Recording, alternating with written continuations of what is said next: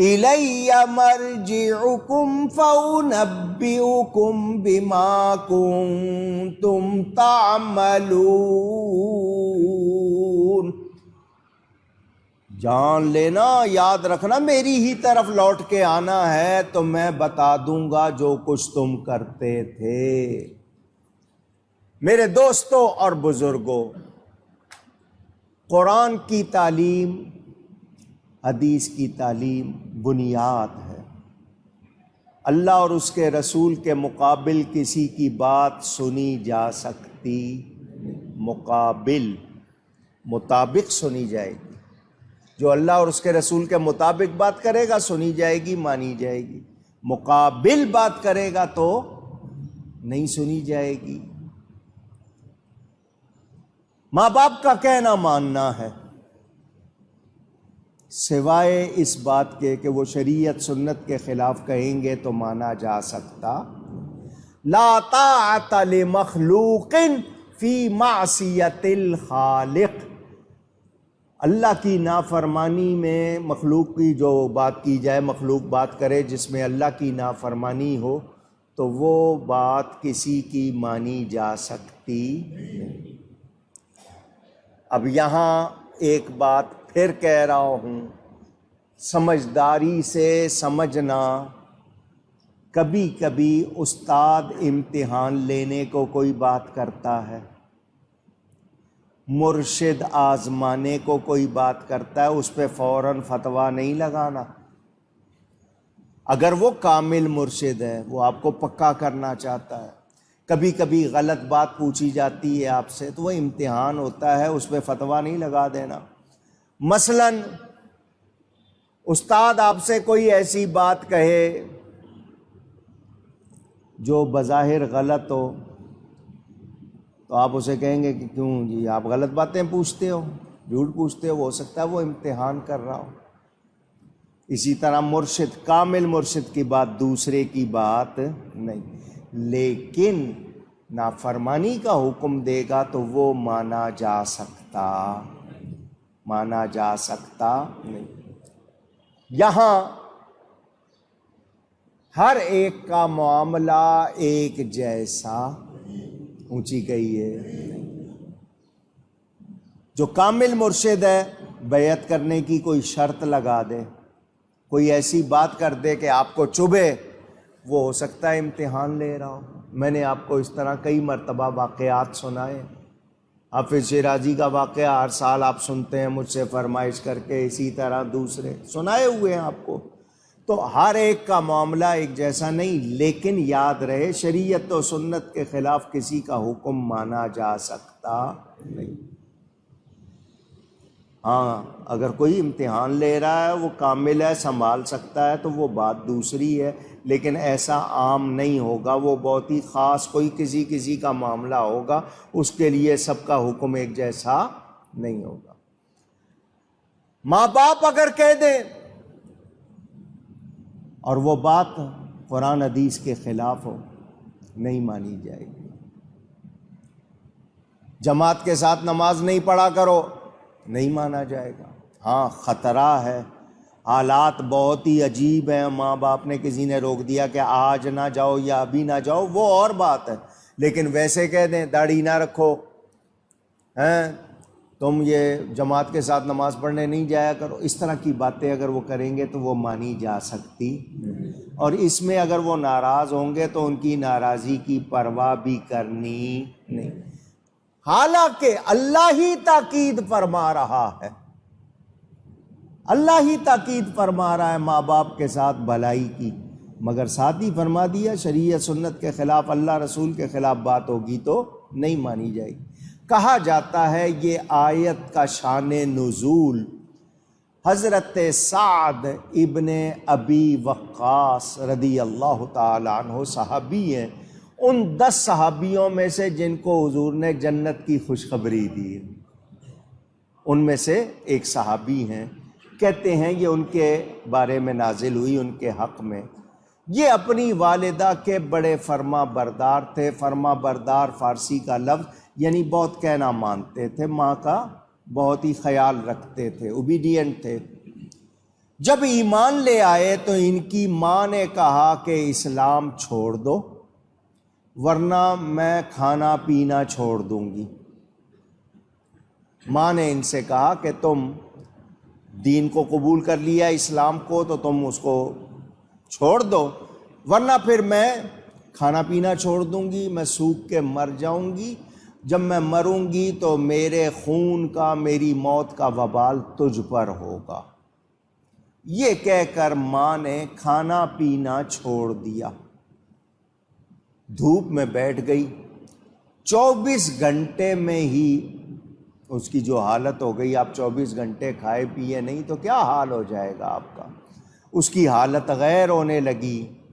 آپ نے فرمایا اپنی ماں سے، اماں اگر تیری 100 جانیں بھی ہوں نا، کتنی 100 جانیں بھی ہوں اور ایک ایک کر کے سب قربان ہو جائیں، میں تب بھی نبی کا دامن نہیں چھوڑوں گا۔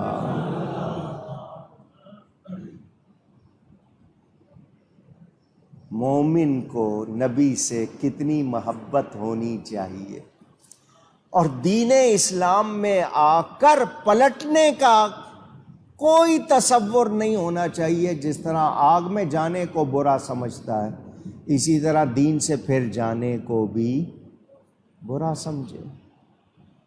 اتنی محبت ہو۔ ماں کو کہہ رہے ہیں، ماں تیری حالت غیر ہو گئی ہے، تو سمجھ رہی ہے تو مر جائے گی، اگر تو مر بھی جائے 100 مرتبہ تیرے ساتھ ایسا ہو، تیری 100 جانیں ہوں، میں تب بھی دین کو نہیں چھوڑوں گا، نبی کا دامن اونچی۔ ماں نے دیکھ لیا دنیا ادھر کی ادھر ہو جائے گی، میرا بیٹا نبی کا دامن نہیں چھوڑے گا، تو اس نے پھر کھانا پینا شروع کر دیا۔ لیکن ہمیں کیا پتہ چل گیا؟ ہمیں یہ پتہ چل گیا کہ ماں سے کتنا ہی پیار ہو، باپ سے کتنا ہی پیار ہو، شریعت کے خلاف ان کی بات مانی جا سکتی نہیں۔ دوسری بات کیا پتہ چلی کہ نبی سے کتنا پیار ہونا چاہیے۔ ماں باپ سے بھی بڑھ کر، ہر ایک سے بڑھ کر نبی پیارا ہونا، اور نبی پہ جان دینے کی بات آئے تو پیچھے ہٹنا ہے یا آگے بڑھنا ہے؟ کروں تیرے نام پہ جان فدا،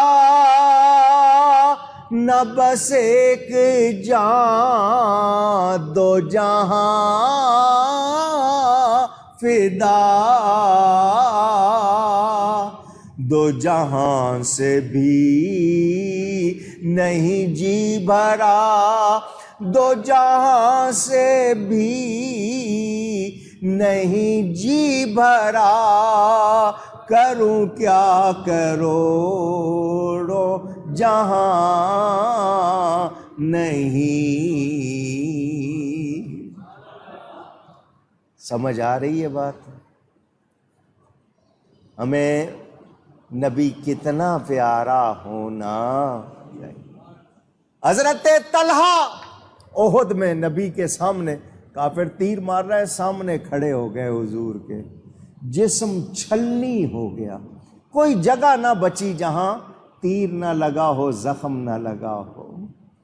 حضور سے کہہ رہے ہیں، حضور بس آپ جب تک میں ہوں ایک تیر بھی آپ تک نہیں آنے دوں گا۔ محبت۔ حضور صلی اللہ علیہ وسلم ایک گڑھا تھا، گڑھا کھڈا کہتے ہیں، اس میں تشریف لے گئے۔ معاذ اللہ، گرنے کا لفظ میں نبی کے لیے نہیں کہہ رہا، حضور اس میں تشریف لے گئے۔ حضرت طلحہ جیسے جھک جاتے ہیں، حضور میرے پیٹھ پر قدم رکھ کے واپس آئیے۔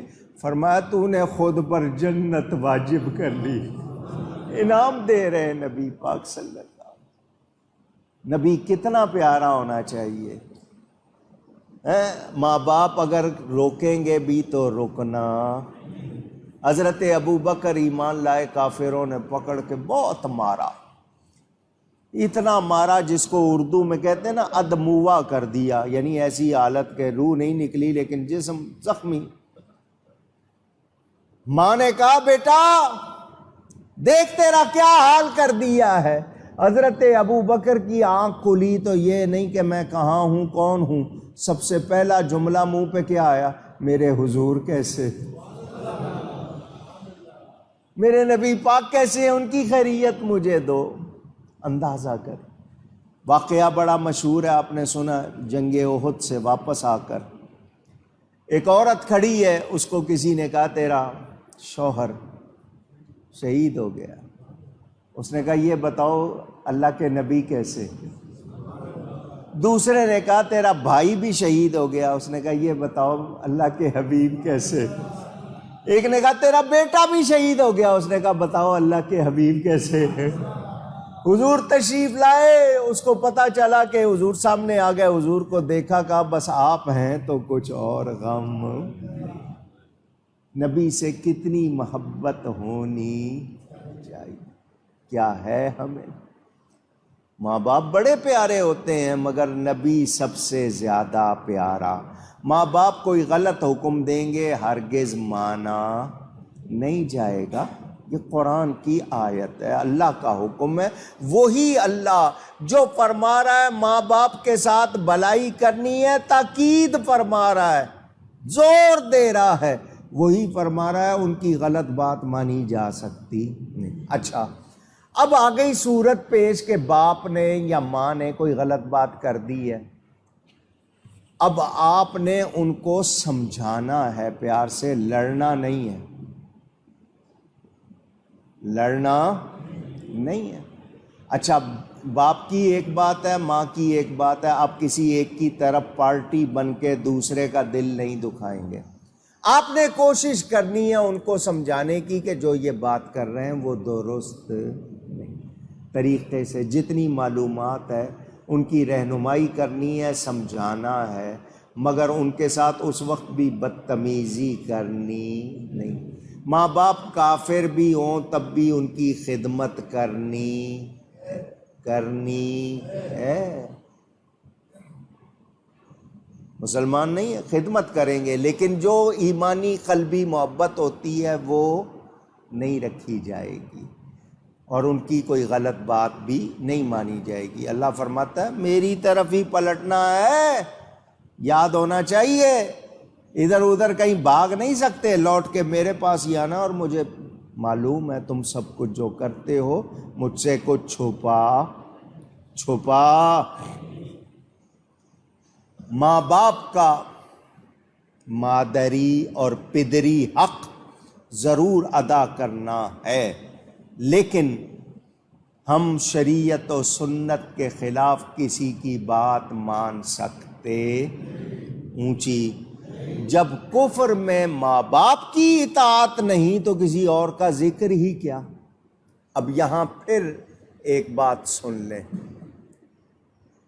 ایک جگہ جائیں آپ، وہاں آپ کو نبی کی محبت اور ادب سکھایا جا رہا ہے، اور دوسری جگہ اس کے خلاف بات کی جا رہی ہے، تو وہ جہاں خلاف بات کی جا رہی ہے وہاں جانا چاہیے؟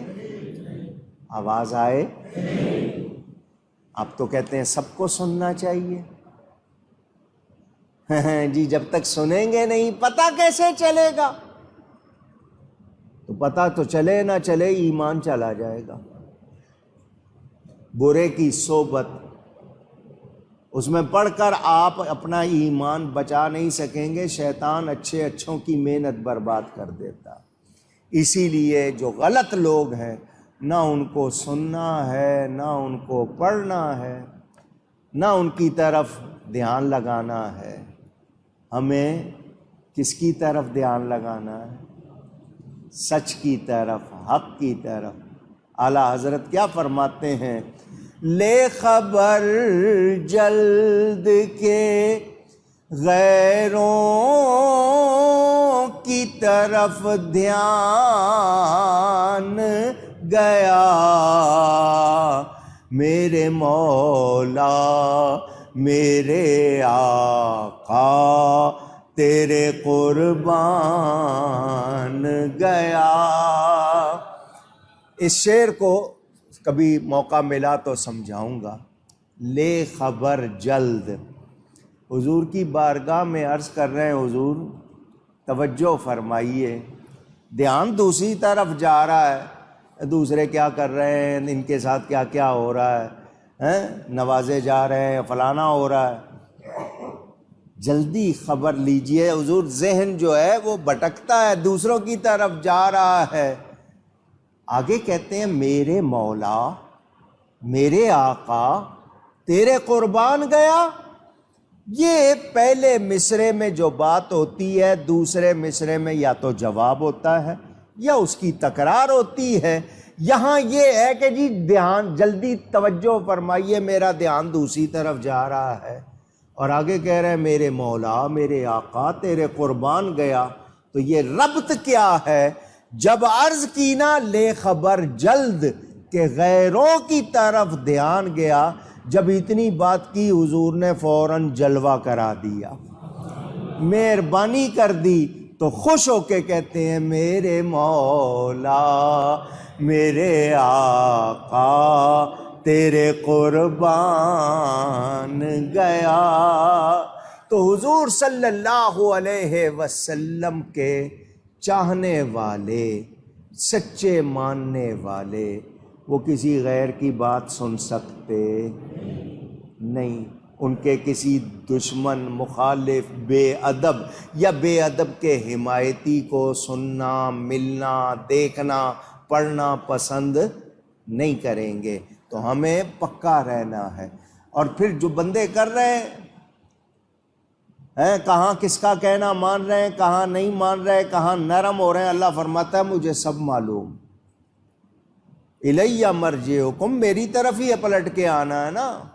فَأُنَبِّئُکم، میں بتا دوں گا تمہیں جو کچھ تم کرتے تھے۔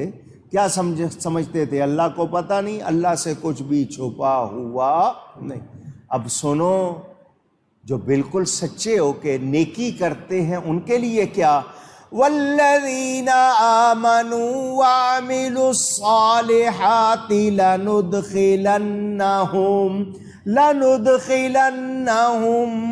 فِي الصَّالِحِينَ،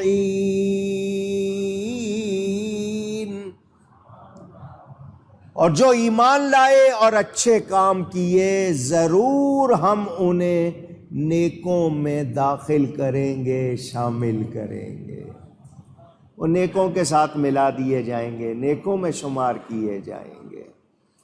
تو ہمیں خالص ہو جانا چاہیے اللہ کے لیے، اونچی اللہ کے لیے۔ پھر پہچانو میرے جملے کو، پھر دوہراؤ، اللہ کے لیے کیا مطلب؟ اللہ کے ہو جاؤ، پورے پورے ہو جاؤ۔ وفاداری کس کی ہوتی ہے؟ بیوی کہے تیری بھی ہوں، پسند آئے گا جملہ؟ اور کہے تیری ہی ہوں، ہی ہوں اور بھی ہوں، سمجھتے ہیں؟ والد صاحب قبلہ شروع میں ہی بہت بیان فرماتے تھے، ان کو جواب دیتے تھے نا، لیکن میں اس وقت آپ کو کہہ رہا ہوں یا اللہ تیرے بھی ہے، تیرے ہی ہے، فرق سمجھیں گے؟ بندے تیرے ہی ہیں، بندے ہیں، غلام تیرے نبی کے بھی ہیں، غلام تیرے پیاروں کے بھی ہیں، لیکن عبادت تیری ہی کرتے ہیں، خالص تیری عبادت میں کسی کو تیرا شریک نہیں کرتے۔ خالص ہو جائے، دعا کرو، روزہ رکھو، نماز پڑھو، نیکی کرو اللہ کے لیے، اللہ کی رضا کے لیے۔ جنت کا لالچ بری بات نہیں ہے، ثواب کا لالچ بری بات نہیں ہے، لیکن کرنا کس کے لیے؟ رب کے لیے، وہ راضی ہوگا، ثواب بھی دے گا، جنت بھی دے گا۔ کوشش کرنی ہے۔ اتفاق ہے رات شب برات ہے، اور جتنی آیتیں پڑھی ہیں وہ ان سب کا بیان بھی، کیونکہ جو توبہ نہیں کرے گا اس کی بخشش نہیں۔ تو رات شروع ہونے سے پہلے، مغرب سے پہلے سچی توبہ، ایک دوسرے سے معافی، صفائی، صرف گلیاں ہی صاف نہیں کرنی، دل بھی صاف کرنا ہے۔ آپ لوگ ویسے نہا لیتے ہو، بدن صاف کر لیتے ہو، دل صاف کرتے نہیں، دل بھی صاف کرنا ہے، صفائی کرنی ہے، تاکہ آج کی رات جو لسٹ بنے گی جنتیوں کی اس میں شامل ہو جائیں، جن کو رہائی ملے گی جہنم سے ان میں شامل ہو جائیں۔ اللہ تعالی ہم سب کی بخشش فرمائے۔ گفتگو میں مجھ سے کہیں کوئی غلطی ہوئی ہو، اللہ تعالیٰ کی بارگاہ میں توبہ کرتا ہوں۔